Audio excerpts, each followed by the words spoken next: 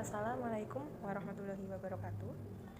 Perkenalkan, nama saya Alfi Amalia Hidayati, peserta pelatihan dasar CPNS ATR BPN, golongan 2, angkatan 4, tahun 2021. Pada video kali ini, saya akan merangkum tentang materi agenda 2, yaitu tentang ANIKA. ANIKA adalah akuntabilitas, nasionalisme, etika publik, komitmen mutu, dan anti korupsi.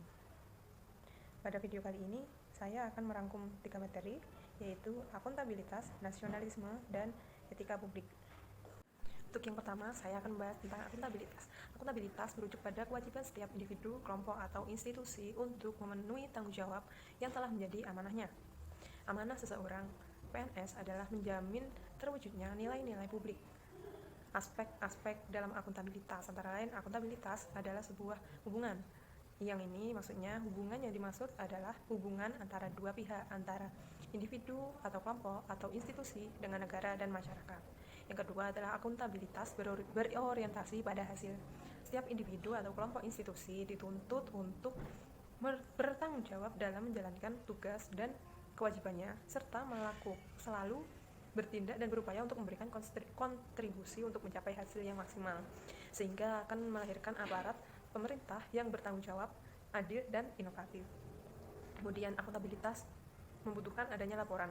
Akuntabilitas setiap individu akan dibuktikan dengan adanya laporan, sedangkan untuk institusi berupa rakib.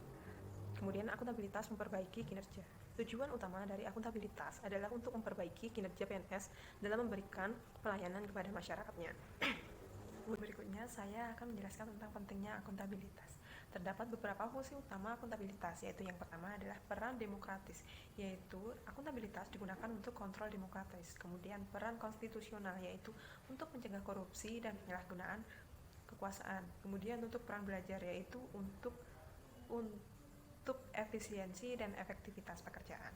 Ada beberapa tingkatan dalam akuntabilitas, yaitu yang pertama akuntabilitas personal, yaitu nilai-nilai yang ada pada diri seseorang seperti kejujuran, integritas, moral, dan etika.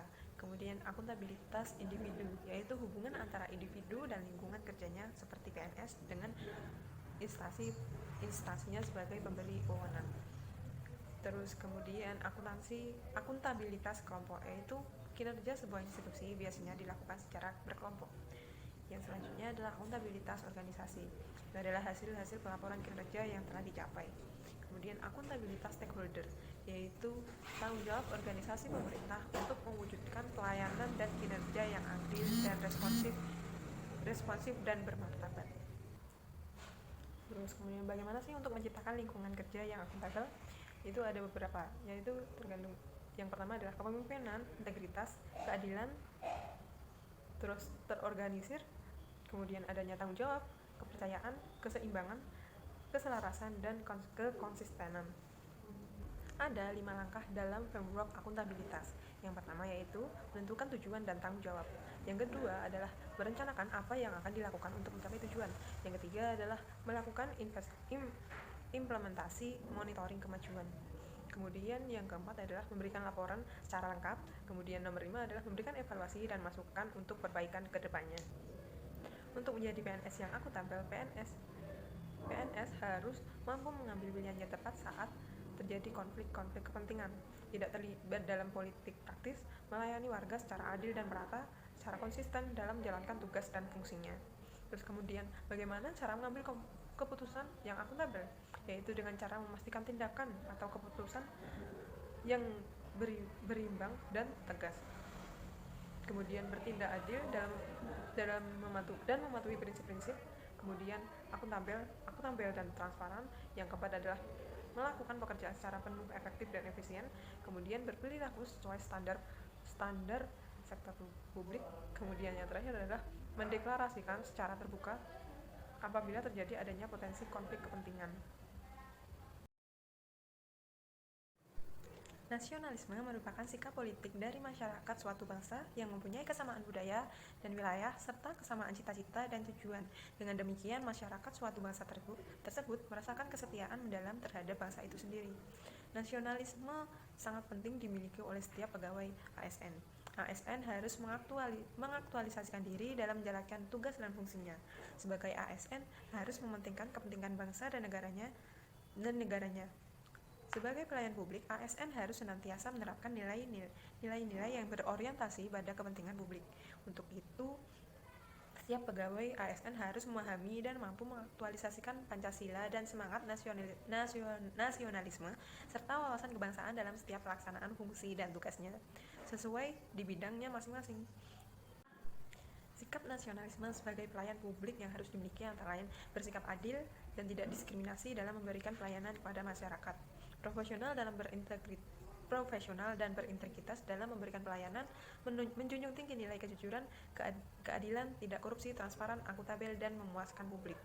Untuk meningkatkan nasionalisme sesuai peraturan Menteri Pemberdayaan Aparatur Negara dan Reformasi Birokrasi mulai bulan Juni ini, setiap instansi wajib melaksanakan apel setiap hari Senin, mendengarkan lagu kebangsaan Indonesia setiap hari Selasa dan Kamis, kemudian membacakan naskah Pancasila setiap hari Rabu dan Jumat.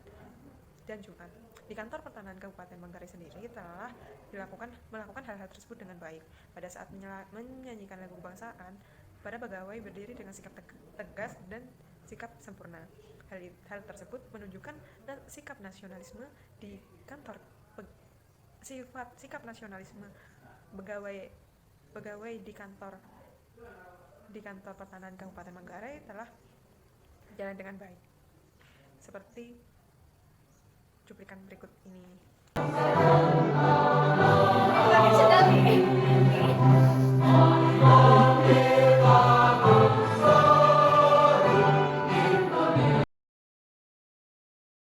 Etika publik adalah refleksi tentang standar atau norma yang menentukan baik buruk, benar salah berperilaku, tindakan, keputusan untuk mengarahkan kebijakan publik dalam rangka menjalankan tanggung jawab pelayanan publik.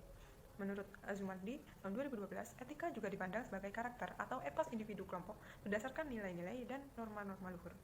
Dimensi etika publik ada 3, yaitu dimensi modalitas, dimensi kualitas pelayanan, dan dimensi tindakan integritas publik. Unsur-unsur modalitas dalam etika publik yaitu akuntabilitas, transparansi, dan netralis. Kemudian dimensi tindakan integritas publik. Integritas publik juga dimaksudkan dari pejabat publik yang sesuai nilai standar aturan moral yang diterima masyarakat. Tanpa kompetensi etika, pejabat cenderung menjadi tidak peka, tidak peduli, dan diskriminatif terutama pada masyarakat kalangan bawah. Etika publik merupakan refleksi yang kritis yang mengarahkan bagaimana nilai-nilai kejujuran, solidaritas, keadilan, dan kesetaraan, dan lain-lain dipraktikkan dalam wujud keprihatinan dan kepedulian terhadap kesejahteraan masyarakat atau kebaikan orang lain. Kemudian akuntabel, yaitu pemerintah harus mempertanggungjawabkan secara moral, hukum, dan politik atas kebijakan dan tindakannya kepada masyarakat. Pada prinsipnya ada 3 aspek dalam akuntabilitas. Yang pertama adalah akuntabilitas pada pertanggungjawaban kepada kekuasaan melalui keterbukaan pemerintah atau adanya akses informasi dari pihak eksternal.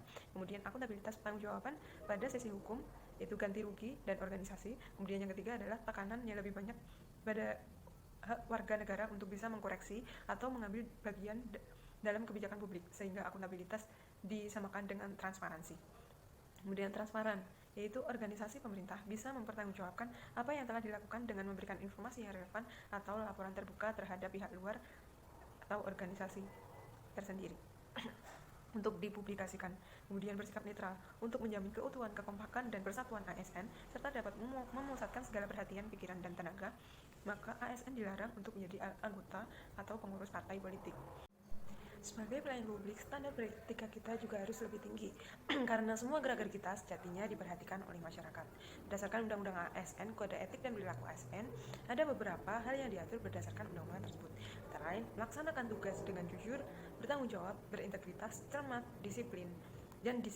Selain beretika dalam pelayanan dan tanggung jawab, sikap perilaku dan penampilan kita juga harus kita perhatikan. Untuk itu, kita harus melaksanakan etika publik sesuai dengan aturan yang berlaku dan baik agar selalu terjaganya reputasi. Pemahaman beretika publik akan menciptakan pejabat publik yang profesional.